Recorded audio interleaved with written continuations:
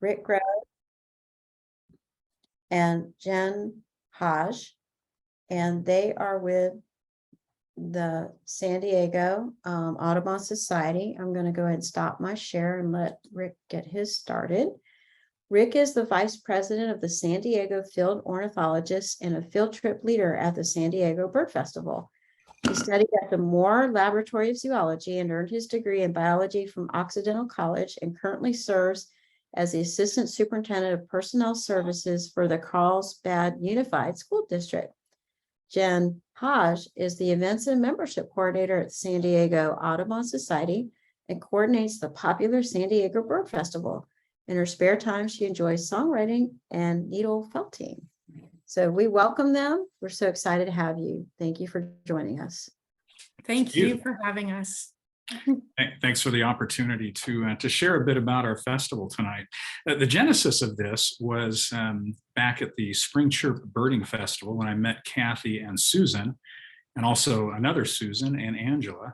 We were paired up on a number of trips together and really enjoyed their company and tried to convince them to come west to enjoy the San Diego Birding Festival, which I think is the best festival that I've attended. Jen Hajj has done an amazing job developing this festival. It's a long-standing festival. What it's done under her leadership has been truly amazing, I think. And so that's the genesis of tonight's presentation.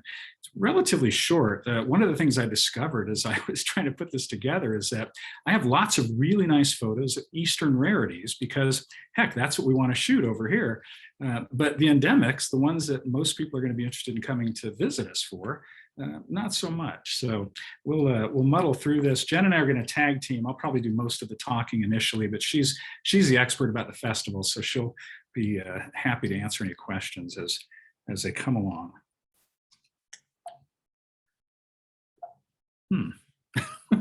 Did you start your presentation?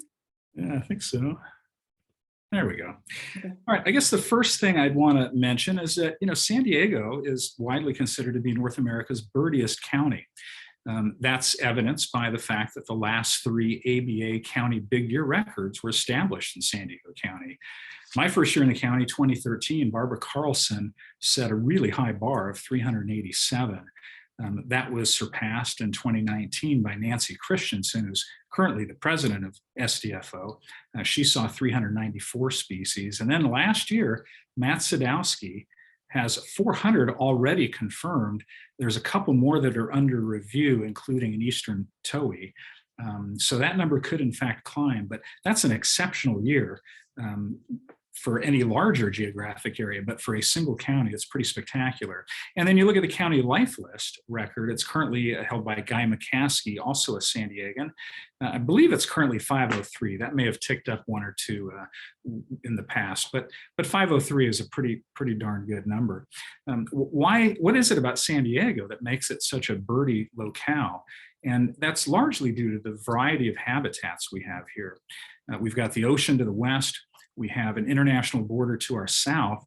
We have deserts to the east, and between the ocean and deserts, we have a mountain range. Not a particularly high one, but compared to the rest of California, but in Palomar Mountain, we have a mountain that tops out at just over 6,500 feet. So we have a variety of habitats, and that lends itself to to lots of good birds. In addition to that, we have a very active birding community. We have a lot of Illuminati of the birding world residing in San Diego, and it is a really nice community. Lots of communication and support. So I think those are the things that lend to San Diego being an exemplary place to visit.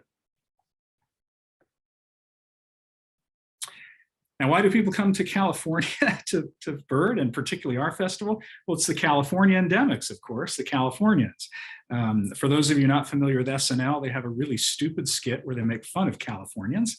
The key thing being that we all refer to freeways as the 405, the 5, the 10. And that's about all this skit really is about. But anyway, the endemics in California, some of the things that people often come here for, things like the California gnatcatcher, the California thrasher, California towhee, Cal gull, California quail, and the California scrub jay, whose name changes with some regularity. And that's the current name, but it used to just be Western scrub jay. And of course, off of that, they split the Woodhouse's jay. You guys have your own endemic jay, which I had the pleasure of seeing a few years ago. But if you're looking to round out your jay list, you can't do it without the California scrub jay here. As indicated earlier, our festival begins Wednesday, February 22nd and runs through Sunday, February 26th. And that is the end of our winter season. It butts up just before the spring migration heats up, which in some places might be a detriment. But here we have such exceptional overwintering rarities and water birds that it really makes up for what might be a dearth of species if the festival took place later. We'll talk more about that in a few minutes. Just a quick overview of the festival. We have 29 field trip itineraries. Many of them run multiple times, not just multiple days, but the more popular trips we actually have running twice in the same day with a brief gap between departures. Most of them involve short travel. Many include both a local guide and a celebrity guide, as I like to refer to them. We have a lot of top-notch international birders who come to exhibit at the fair, and they lend their expertise on our trips. So very often locals like me are paired up with people that I think of as celebrities. I'm always amazed at the people I get paired up with that I have no idea who they are. The first year it was Catherine Hamilton, and it was only after spending a day with her I realized she was the illustrator for the Warbler Guide, and in fact is the model for all things Zeiss. But that's just one example. Another one I'll share with you momentarily. We have 19 workshops. I'll dive into that in a bit. 3 keynote presentations. We have a large exhibit hall, and this is one of the nice things about being at a large festival is having a real attractive exhibit hall for exhibitors to come visit. I'll share more about that in a bit as well. We have mixers, meals, and socials, which I think also separate us from a lot of the festivals that I'm aware of out there. I'm going to take a quick drive on the Marina Village Conference Center website, just so you can see what our home base looks like. We are on a beautiful spot on Mission Bay, and it's a harbor there. And well, shoot, it was scrolling through photos when I looked at this earlier, but it's a beautiful conference center. A lot of weddings take place there, and we have a number of meeting rooms there, and everything is close by. In fact, the pelagic trips leave just steps away from the exhibit hall. We'll talk more about the exhibit hall in a bit as well. The resort that most folks stay at is the Dana Resort, which is just across the street from Marina Village. It's a beautiful resort on Mission Bay, and just really high on the amenities. People enjoy it. It's good food and a good place to be. But unlike some of the places, my first festival that I traveled to outside of San Diego, I convinced my wife, who was a non-birder, to go with me because it said it was being held at a resort. Resort was in the title of the place this was at. So I said, hey, I will go birding all day. I'll come back. You'll be at the resort. You'll hang out by the pool, have some cocktails. I'll come back and take you out to dinner. And the place was nothing like a resort.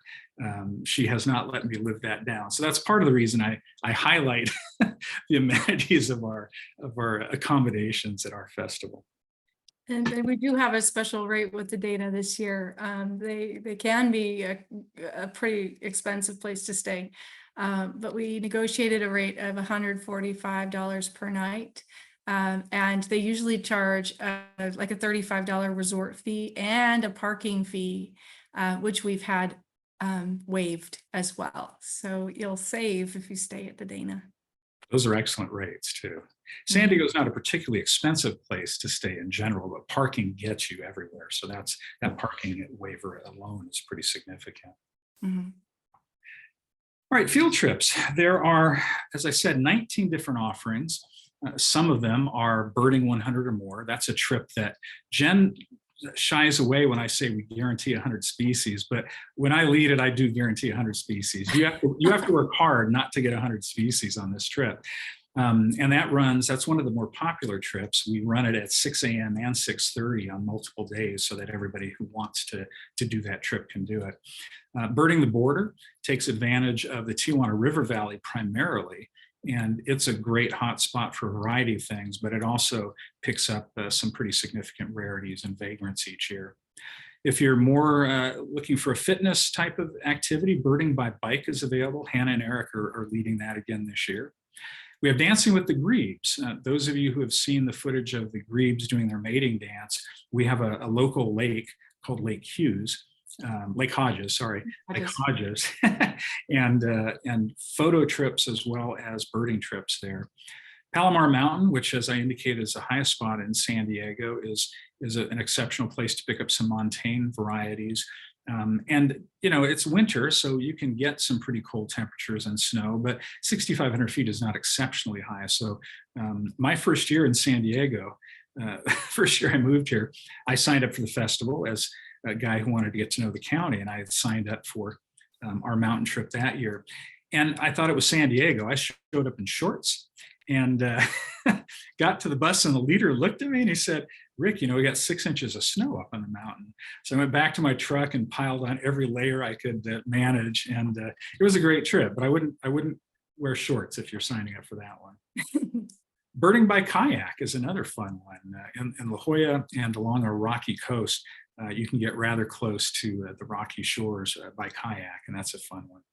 And then this year, there's been a change. We've typically run trips out to Salton Sea, which is in Imperial County. And you probably know all about Salton Sea. And then Borrego Springs, which is our desert birding hotspot. But this year, they're running an overnight trip that will hit both of those locations, which sounds exciting. Makes it a little less of a marathon for people.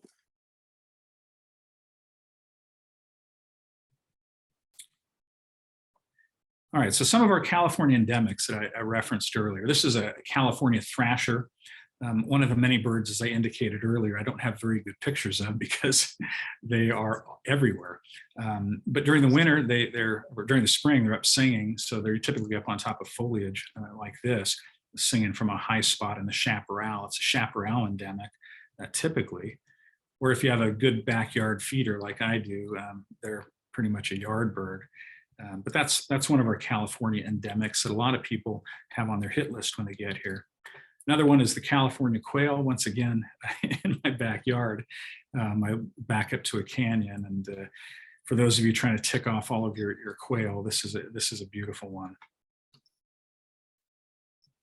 So California scrub jay, formerly Western scrub jay, as I indicated. This one's got an acorn, which they typically are foraging for. All right, quick quiz. Who wants to tell me what this bird is? And I can't see the chat, so you're gonna have to unmute yourself and just holler it out. I can see the chat. Okay. Anybody want to take a crack at this? Okay, this is not a bird you would travel to California to see. This is in fact a blue-gray gnatcatcher, which in my haste, I dropped into the slide deck. What I had intended to put in here is a California gnatcatcher, which is a hotly sought after bird from everybody that comes to the festival, and we almost always get it. Sometimes it's by voice only, depending on how hot it gets early in the day. But this is the blue-gray gnatcatcher, the same gnatcatcher you have. The reason you can tell it's blue-gray, one, the coloration is a little bit off for California. California tends to look a little ashier, a little dirtier. This looks a little dark. Blue-gray usually looks a little bit lighter, but in this lighting, it's blue-gray. And then you see that white outer tail feather. That's typically something you'd see with blue-gray. And then the more pronounced eye ring, that would not be, the eye ring on a Cal gnatcatcher is much less pronounced. But anyway, blue-grays, you'll have them here as well, but it's the California gnatcatcher people come here for. The Ridgway rail, that's another bird that people always have on their hit list, and we almost always get it. Tides can sometimes be challenging. This particular spot is at the Tijuana River estuary, which is one of the sites hit on the Birding the Border trips. But they're usually about, this particular trip, we had a lot of them up and out as this one is. Lighting was pretty harsh, so the photo is not very good, but this was a look from maybe 25 feet, 30 feet, something like that. So nice intimate views of a lot of the local species when you come here.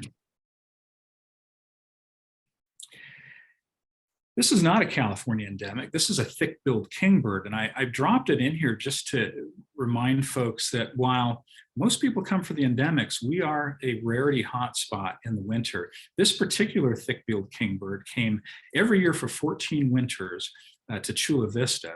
And it was a bird that I had not intended to drag the bus to one day because it's kind of off the beaten path. But on one day I was leading the Birding 100 trip, and it was on the Sunday, so the last day of the festival. And I just asked people, what is it you still need? What is it you want to see? And I threw out a few things, and this bird was something lots of folks wanted to see. There was also a scissortail flycatcher there. So, you know, it may not be a bird that's new to you, but if you're trying to build a California list or a San Diego list, it was a great bird. And this was a really cooperative individual. And last winter was the first winter it did not return after 14 years. A little bit sad to see her go.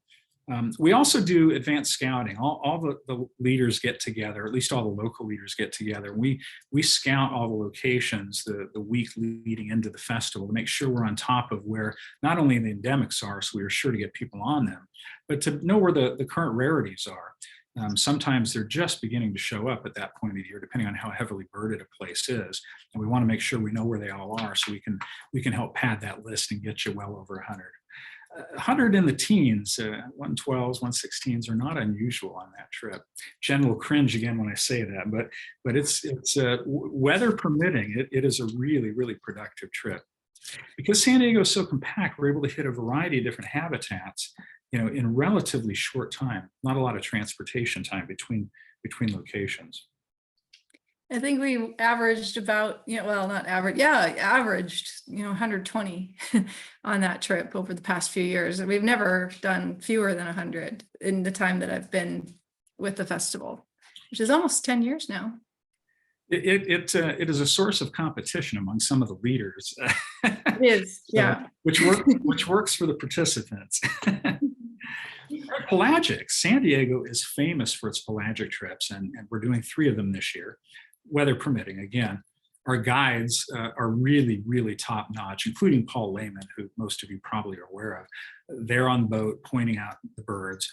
Our boats are comfortable and not cramped, and we don't have to travel very far to get offshore. We have a deep drop off right off the shore of San Diego, so we get into some pelagic water relatively quickly, unlike some places where you're traveling for hours to get to productive waters. That's not the case here. The last year's festival, I had the opportunity to go out on one day, and I just compared the list of all the days. These were typical birds seen. These are not exceptional birds. Kazan's auklet, rhinoceros auklet, Scripps murrelet, northern fulmar, black-finnered shearwater, pink-footed shearwater. We pass by jetties on the way out, so surfbird, black turnstone are not uncommon. And then boobies. Oh, have we got boobies here in San Diego. I'll get to that in just a second, but some of the other birds that were consistently seen on each of the pelagic trips last year: brant, western grebe, Heermann's gull, western gull, California gull, Pacific loon, Brandt's cormorant, and pelagic cormorant. There were lots more, but those are some of the West Coast specialties, just to make sure you're aware of the things that you might see if you go out on the pelagic. I happened to go out on one last Sunday, which was the last pelagic of the year for our group here. It was a short one, 6 hours, but one of the first birds we encountered was Nazca booby, which used to be just unheard of, and now are showing up with some regularity. This is not a great photo. That bill looks a bit greenish to me, but that's my poor post-processing. It was readily identified as a Nazca booby by all the leaders on the boat. I would have preferred masked. I still don't have masked booby in the county, but in fact, it was Nazca. We all got good looks at the rear end too, with the white extended well down the tail, indicating Nazca. But that was a great booby. And then right after that, we had a red-footed booby. I didn't get a shot of it on this trip. It was rather distant, but red-footed booby. And then stunningly, 37 individual brown boobies. And these were not birds that kept getting recounted. There was a mass push to the north. We're not sure why. And we saw tons of them. The reason brown booby in San Diego is kind of unusual, though, is that we have a different subspecies here. Some people believe it will be split at some point in the future. This male, as you can see from its frosted head, looks unlike male brown boobies in other parts of the world. So it's a really pretty bird. Not a lot of mature males do you get a chance to see on this trips, but this happened to be several of them on this trip. So beautiful male brown booby, unique to our coast. Hierman's gull, not a great shot of it, but that's another bird people love to see here. I think it's the most beautiful gull. Typically, it has a bright white head and that dark body and that red bill with a black tip. This bird is kind of a smudgy looking head. It was probably molting into its final mature plumage. But anyway, beautiful bird nonetheless. Northern fulmar. This one, the lighting is a little hard for me to say whether this was the dark morph or the light morph. And the reason that's important is that we rarely get the light morphs on the West Coast. Unlike what you probably see when you go out on pelagics, ours are typically the dark morph variety. But a lot of northern fulmars we had Sunday, and they're typically apparent on the February trips as well. All right, quick ID quiz. I didn't know you were going to do a mystery bird, so I thought I would contribute one. Anybody want to take a guess at what this bird is? This looks like lots of my pelagic bird photos, unfortunately. But without extending the pain too long. It was a rhinoceros auklet, and that bird was well seen on every trip last year as well. In fact, a couple of them, along with Scripps' auklet. Again, the winter version of this bird, you don't see the significant horn on the face, but this clear enough views that even with a mediocre camera and a lousy cameraman like me, you could get decent shots.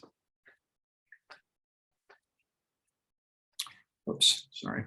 And then on the rocky shores, again, whether it's by kayak or birding one of the other trips, a black oyster catcher.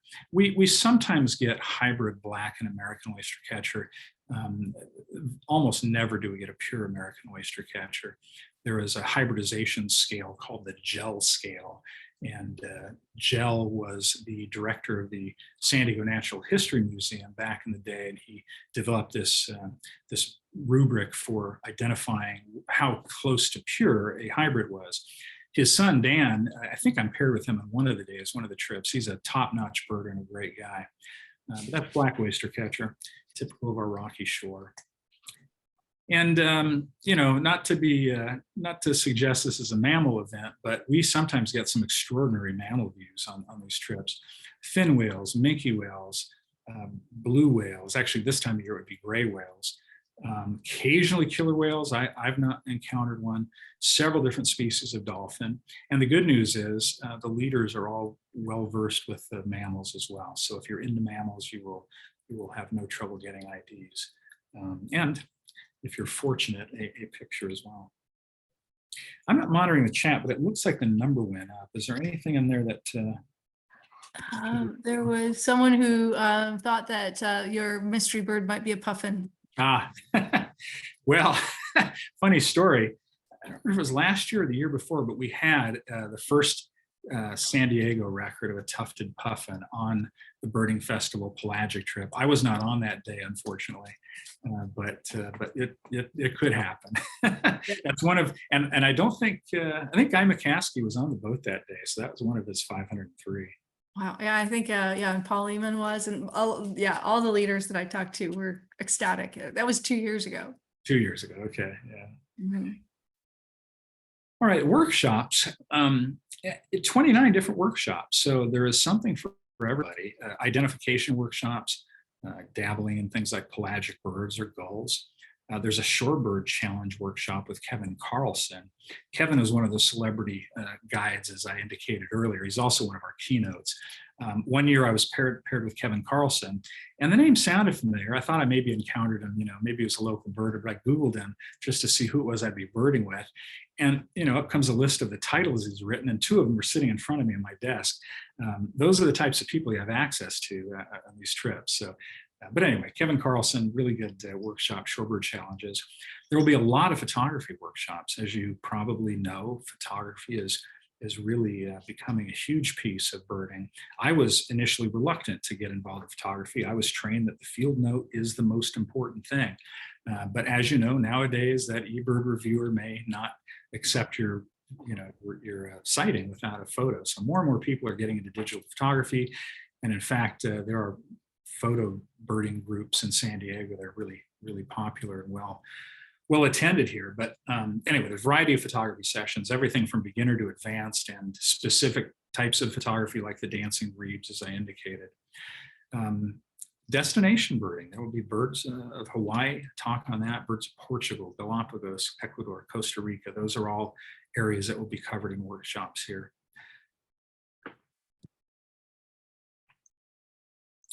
Meals, mixers, and socials. Part of the reason I highlight this is that food and drink are important to me. And that trip that I dragged my wife to was just terrible. Great birds, but the food was awful. This was not Spring Chirp, by the way. I'm not dissing Spring Chirp. They had a great breakfast, in fact. But they had this particular place, the breakfast was a tube of Go-Gurt to take with you, not even real food. So that's one of the reasons I highlight this. If you've been to other festivals, getting something in your stomach before you hit the road is a pretty big deal to me. And we have a really, really good breakfast, hard-boiled eggs and granola and yogurt and coffee and pastry and lots of good stuff. And it's sponsored by Zeiss. And it's served every day, and it's included in your festival registration. It's not an extra fee. Similarly, all the bus trips include lunch, a really good sandwich, and box lunch. We have a mixer plan this year. This is a new event called the Celebrate Birds Mixer. Zeiss is sponsoring this as well. Hannah and Eric Go Birding are leading it. And you probably have heard San Diego is one of the epicenters of craft brewing. So we're going to take advantage of that and head just a couple of miles away to a brewery, or it's actually a tasting room of a local brewery, right on the waterfront. And there'll also be a no-host bar and food trucks, and there'll be bird trivia. It should be a really fun night. And again, it's a very short jaunt from our home base at Marina Village. And then dinner is available as well for Thursday and Friday for folks who either don't have plans or want to stick around the festival center.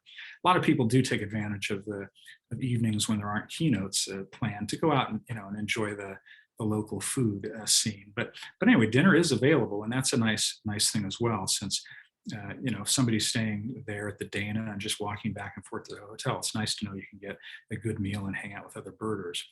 And then my personal favorite, there is a nightly saloon, which is a hosted happy hour. Once you get back from your trips, there is beer and wine available to give you an opportunity to mingle with your colleagues, people on other trips, some of these celebrities that I mentioned. It'll give you a chance to look at the exhibit hall and just immerse yourself in the birding experience. It's really a nice opportunity. You can check the board, see what was seen that day, what the running total is for the festival. So those are near and dear to my heart. Hence, I belabor them.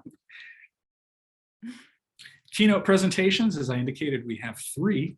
The first one by Kevin Carlson, which is on Wednesday evening through the Looking Glass.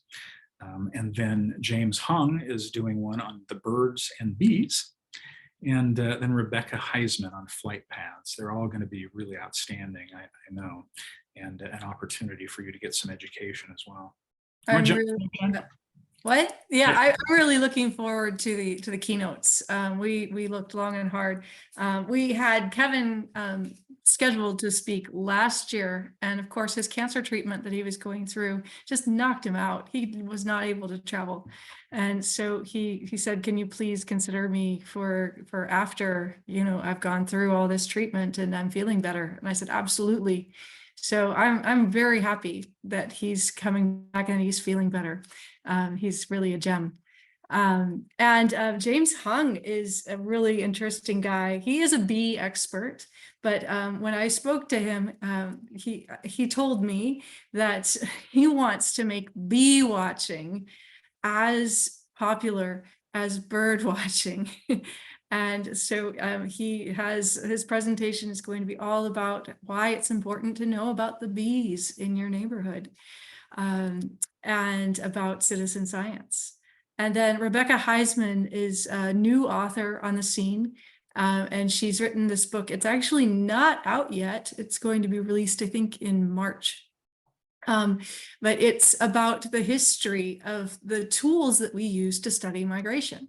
So she tells stories about, well, how did we come up with something like stable isotope testing for feathers to understand where birds might have come from in their natal regions, or bird banding, or anything that we use to study birds as they migrate.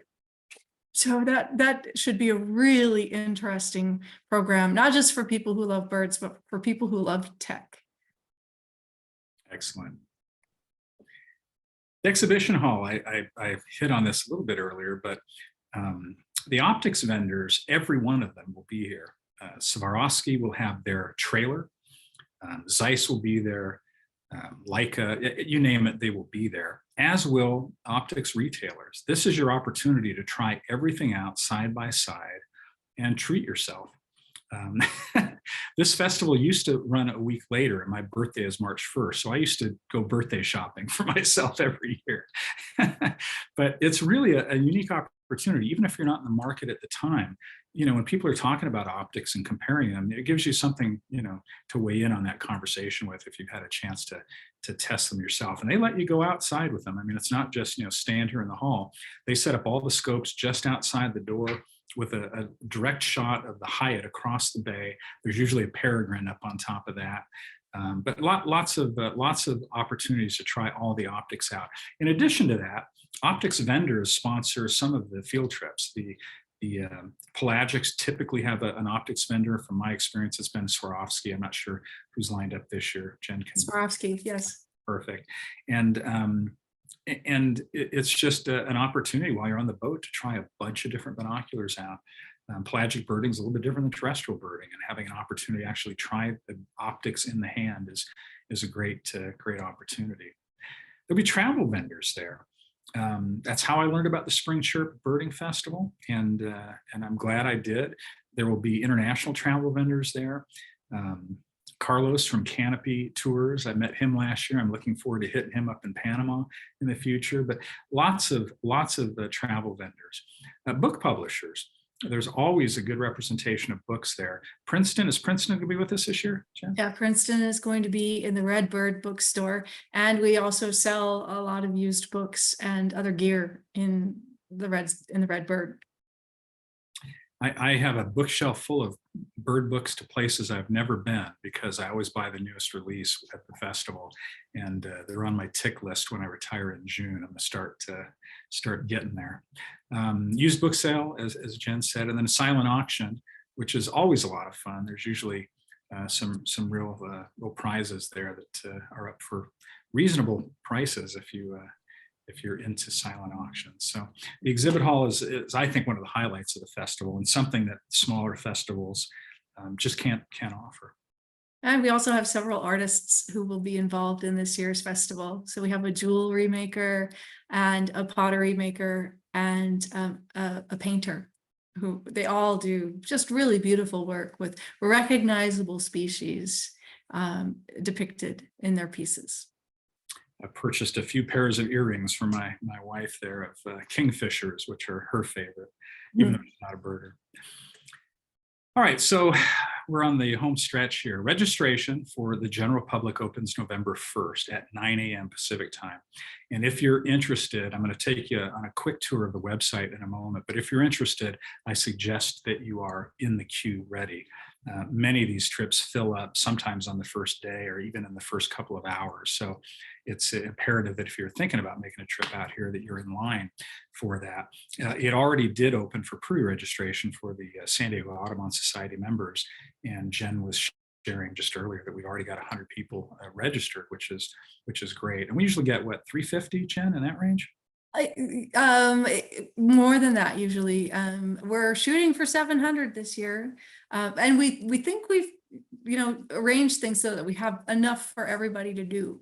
So when we look at the registrations and we see what's filling up, if we can add additional sections, we often do, so that nobody gets left behind. We want to make sure that everybody has their fill of bird field trips throughout. You won't feel crowded, despite however many people. I didn't realize it was that many, and my guess was about half of that, just because it doesn't feel like 750 people. But it's it's what allows us to have all the amenities of a larger festival. Let me just take you real quick to the website. San Diego. It's at sandiego.org/birding/San-Diego-bird-festival. All you have to do is get to the San Diego Audubon website, and there's a link there. But it's a really nice website that highlights the festival and basically has it broken up into a variety of different places. So here's the program, for example, and you can print for yourself a worksheet to assist you in planning what it is you want to do so that you're ready when registration opens. And then there's drop-down menus for keynotes, bus trips, boat trips. There are meet you there trips for folks that are local or who rent a car, just prefer not to be on a larger, longer trip. So you can participate in those trips without getting on the boats. Anyway, all the things that I mentioned. There's a nightly, I should mention this earlier. That Marina Village, where our home base is right on the San Diego River, which is an exceptional estuary. And there are nightly estuary walks led by local guides as well. So grab a beer, walk out the back, and take a stroll along the boardwalk there and do some really excellent birding as well. That's a free program. That's why I just thought of that. Anyway, I won't drag you around the entire website, but you can see for yourself. Get into the bus trips, and there's a description of each, who the leaders are. Leaders are subject to change. Jen makes adjustments as necessary. But anyway, it's a real nice time. I heartily recommend it. Heartily recommend it. Heartily recommend it. Again, I went to it my first year in the county as a participant, and was so enamored I joined up. So I think, have I gotten rid of my screen for you? Well, the registration, if you go to the first page of the San Diego Bird Festival, so if you clicked on San Diego Bird Festival in the menu there, the orange menu, just the top link there. So the registration button is going to appear on this page just underneath the turns. So there'll be a big button there that says register now, and that's how you get in. Oh, there's a question here from Emily. Is the conference center close to the Dana? Yes. The Dana is about a quarter-mile walk away from the festival grounds. And we arrange for transportation from the Dana to the festival grounds every morning. So you can get there in time to have coffee and breakfast and then go on your field trip. So that bus is every morning of the festival. We also have it available usually on the Wednesday night social, so that you can, if you're in a hotel, you can go back and forth from that. But it's a really pleasant walk. They also have those bird scooters available. You can use your credit card and you can check out a bird scooter. And you can use that to get back and forth, although you should do that very carefully because they are dangerous. And I see there's another question. How close is the Dana to the airport, and is there a shuttle? It is how close is it to the airport? I'm not, maybe a 20-minute drive, maybe. Oh, not even. Yeah, I'd say 10. 10, okay. Yeah, and there's not a shuttle, but there are certainly, public transportation, shared drives, Uber, that sort of thing. So Uber is really easy in San Diego, and it's not that expensive. I think, $20 or so to get that far. Not so bad. So I would recommend that. Yeah, it's another nice thing about the festival. I mean, everything is very close together, at least the base, airport, Dana, and Marina Village. Mm-hmm. Yeah. Any other questions? We don't want to leave any mysteries. Let's see, did I get rid of my screen for you? I think so, yeah. Looks like the shared screen went away. Good deal. Well, if you do come to town, we hope to see you. And if it doesn't fit in your plans this year, it is an annual event. It's typically the same time of year. And I again, strongly encourage you to consider joining us now or in the future. It's a great time. Mm-hmm. Yeah, we can't wait to see you. Thank you so much. Looks like a lot of fun. Great Thank you. trips. Thank you. We work hard to make sure that it's awesome. Mm-hmm. Definitely.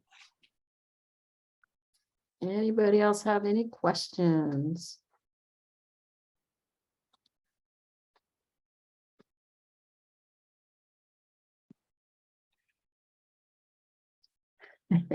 It looks like they're done. Wow. So, so you were saying that time of year you often get like vagrants and rarities. Yeah, we do. It's a pretty special place in the winter. I was laughing when your mystery bird was the indigo bunting. We actually have a wayward male singing into indigo bunting that comes here every summer in the Tijuana River Valley. He won't be here for the festival. It's too early for his return, but yeah, we are just a magnet along here. Every year is different, so I can't predict what it might look like. And a lot of the things that we get excited about, may in fact be routine for you guys. I was joking before with Kathy, I think, about my extensive collection of palm warbler photos, because that's a bird we get a couple of each year. But the Tijuana River Valley is just a hotbed. A lot of parrots in town too. There's a lot of parrot that are becoming countable, if that matters to you. And San Diego is one of the better established places for that. Yeah. I think last year's bird was the little stint. They were hanging out by 10th Street. And every year there's always something. It's funny, one year I got a call from the sheriff's office, and the guy was saying, why are you sending people to look at this thing? Because there was this little bird that was hanging out. I don't remember what species it was. It was a rarity though. And so people were coming to see it. And he's saying it's in a schoolyard. All these people are showing up with binoculars and optics, and it's freaking people out. I said, well, I don't really have any control over that. These people are going there on their own. And they said, well, will you please talk to them? Yeah, that was a scissortail flycatcher, I think. And turned out my buddy was the principal of that school. He called me one day and he said, why are all these people with binoculars looking at my school? I said, oh, you must be the scissortail flycatcher place. And that turned out to be a really fun story. It'll take me 30 seconds, but he partnered with Kristina Scheeff, who is one of our festival guides. She does the Dancing with the Grebes workshops. She produced field guides, poster-sized field guides that were placed around the campus, and Palomar Audubon Society provided binoculars, and that elementary school had weekly bird walks. It became a real source of conservation education. It was organic, and it was because this scissortail flycatcher just happened to be there, and it got them really interested in birds in general. But yeah, I think you're right, Jen. I think that the most reliable rare bird that we know of right now is the little stint. It has returned again this winter. It's probably on its 4th year or so. It sits on a little island in the South Bay. That's a bird that may or may not be on an itinerary for birding the border. It kind of depends, once we do the scouting, how much time it takes us to get to each of the locations. And that bird can be a bit temperamental, but it's a good bird. If somebody's willing to stake it out, generally we'll get it. So that's a good one for sure. Are there still 2 flamingos out there too, or is it back down to 1? I don't know. I never went and looked. We have some wayward, obviously, escapee flamingos in the South Bay that are, they're always exciting to see. But yeah, they're out there. We get things like sometimes in the San Diego River, right adjacent to the convention center, we'll have, pretty much every egret, imaginable. We'll have great and snowy and little blue and reddish and tricolor. One year, you basically have the grand salami of egrets all within, 50 paces of each other. But it's a little early to know yet what will be back. I know that we're seeing reddish egrets again in town, which was, again, 10 years ago unheard of. And now it's a pretty regular winter visitor here. Yeah. Have you gotten roseate spoonbills yet? No.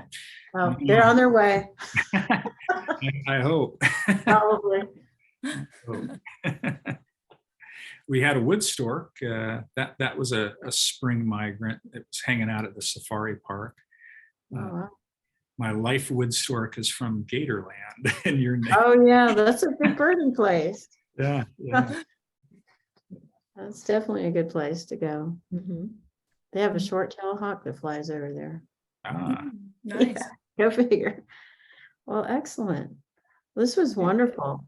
I know, I'm Mhm. excited.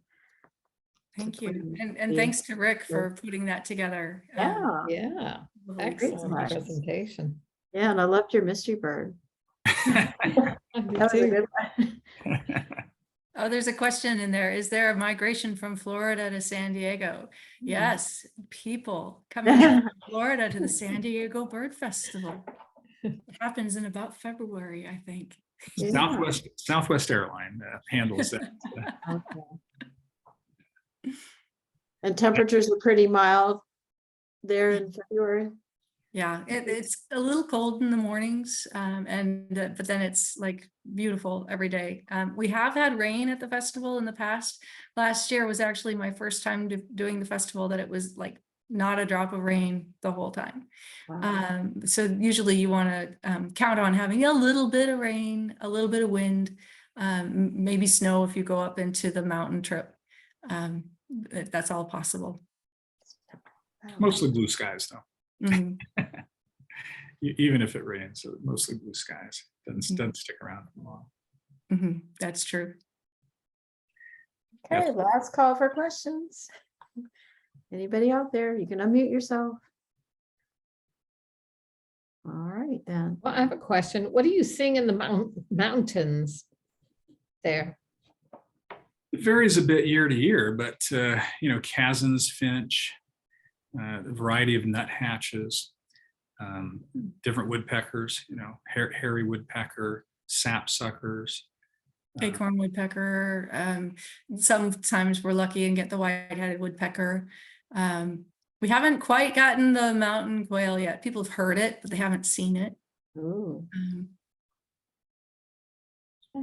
It's a good trip. It wouldn't give you a huge list, but if you're trying to build a county list or looking for lifers that you otherwise wouldn't find, it's a really nice trip. Band-tailed pigeon would be another bird up there.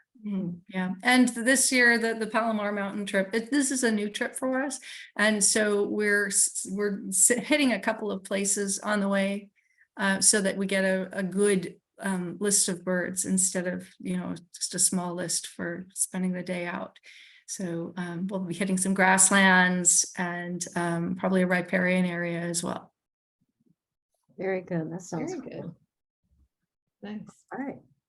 Thank you again for joining us on Bird Yeah, Chat. And for thank you. everyone Yes, thank coming you. tonight. Thank you And for the opportunity. Thank yeah, you. we'll have this on YouTube, so I'm sure you want to go back and review it and get ready to sign up That's right. like very soon. Thank you for having us. Right. Thanks again. I'll sign off then. Okay. Everyone have a great night, and next week we'll talk about our festival.